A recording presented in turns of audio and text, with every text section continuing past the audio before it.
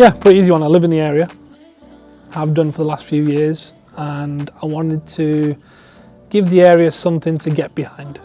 There's a few clubs in the area nearby, so you've got Didsbury and the surrounding areas, but there's no Withington team. So I thought that would be the place to start, and that community aspect, which I'm sure we'll touch on a little bit later, is what drove me toward picking that for the name. And of course the Wanderers bit just rolls off the tongue. A little bit of alliteration doesn't hurt anyone, so thought we'd go with that.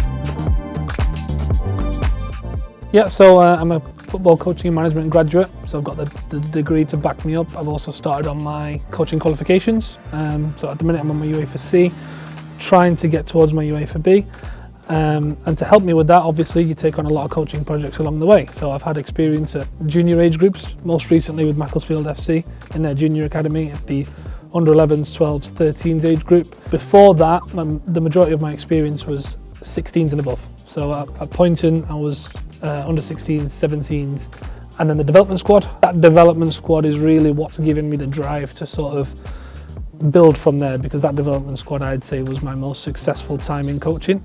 So really I've had two experiences of managing, and the rest have been either in other age groups or supporting a team. So I feel like I've had a really well-rounded experience, and now I feel I'm in the right position to go and take my own club, my own team, and implement my own ideas forward. I've had experience in those underage and the different age groups. My head, my passion, my drive has always been to coach in the open age group. The way I think about the game, the way I want to manage the game, coach the game, is tailored to that open age group with adults. And that level of detail that I want to impart onto players is best done at the age group where they've had those formative years and they're ready for that tactical input to go and try and compete at a good level. And that was the reason for going with an open age team.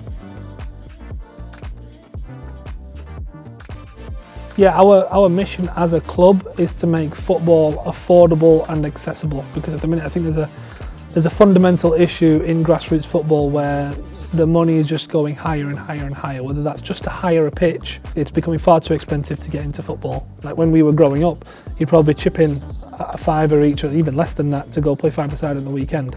Whereas now a typical child's paying they're having to fork up £100 to hire a pitch. So our fundamental aim is to try and get people back into teams where they can afford it, but they're also not sacrificing the standard of football, the ambitions that club wants to do.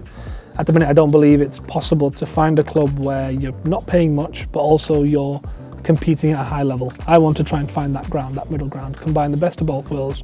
So our mission as a club is, no matter what we do, we're trying to keep our costs as low as possible to the players. Yeah, I mean, the money side of things has never been important to me. We're not going to be operating for a profit. Any money that we receive from players, would be selling shirts to people who want to buy them, always goes back into the club, and anything that we have extra will go towards bringing player subs down. We're not here to try and make any money off it. I've never been in football for money. For me, it's just pure love of the game. We're lucky enough this season to have very, very generous sponsors, Hall and Pickles, who've put money into the club for year one, knowing that we are a start-up, but that doesn't guarantee anything going forward. So we've got to make sure those things are in place. I deliberately made sure we had that sponsorship before I went into opening the first team, because I wanted to make sure players come in where everything's ready for them. We're currently in application at the time of recording for the Lancashire and Cheshire League. It's a league that I know very well.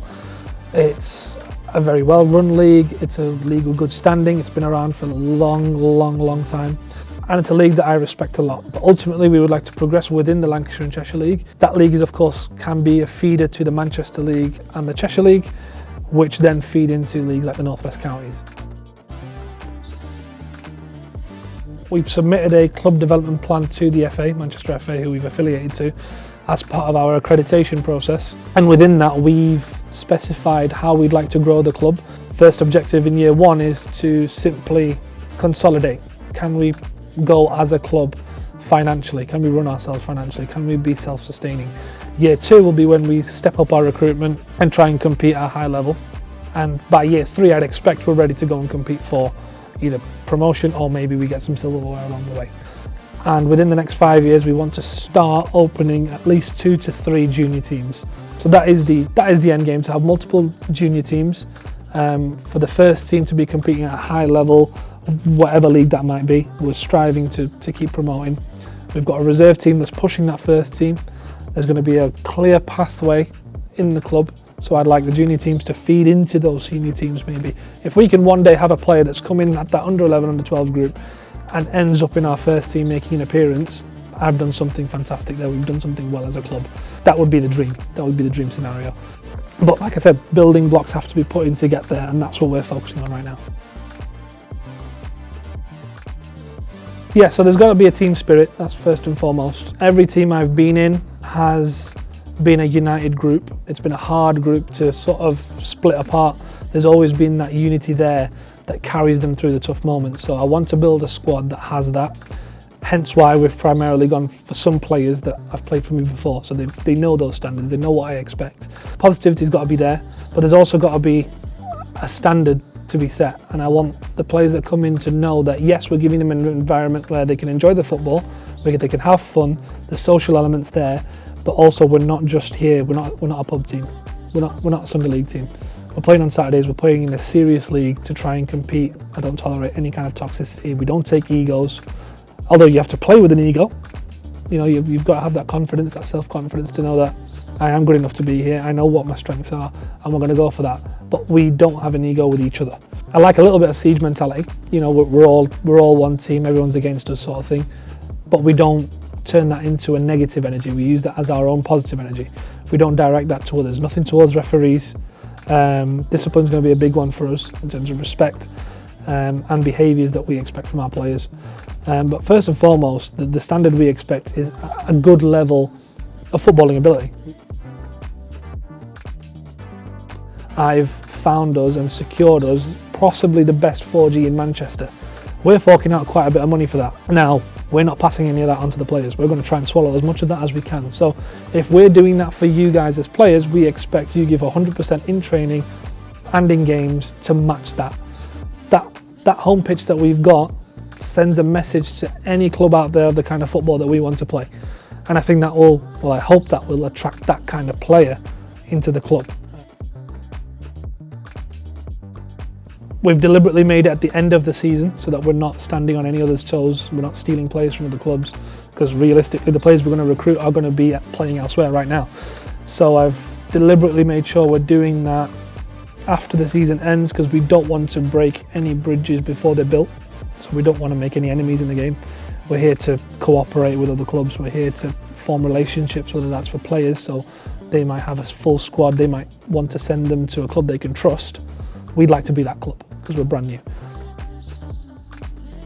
Yeah, so the kit is being kindly produced by RBL Sports. He's a local business. He stands for a lot of the same things we want to stand for as a club. His main idea for starting it was making kits at a low cost. In terms of the kit design, we've actually allowed some of our fans, supporters to design the club kit, and I think they've come out pretty good. I've had a look, we've had a couple of samples come out as well, the good quality. We're allowing some of them to be sold. The home kit especially is my favourite. But hey, if you look good, you feel good, you might play good, so it all adds up.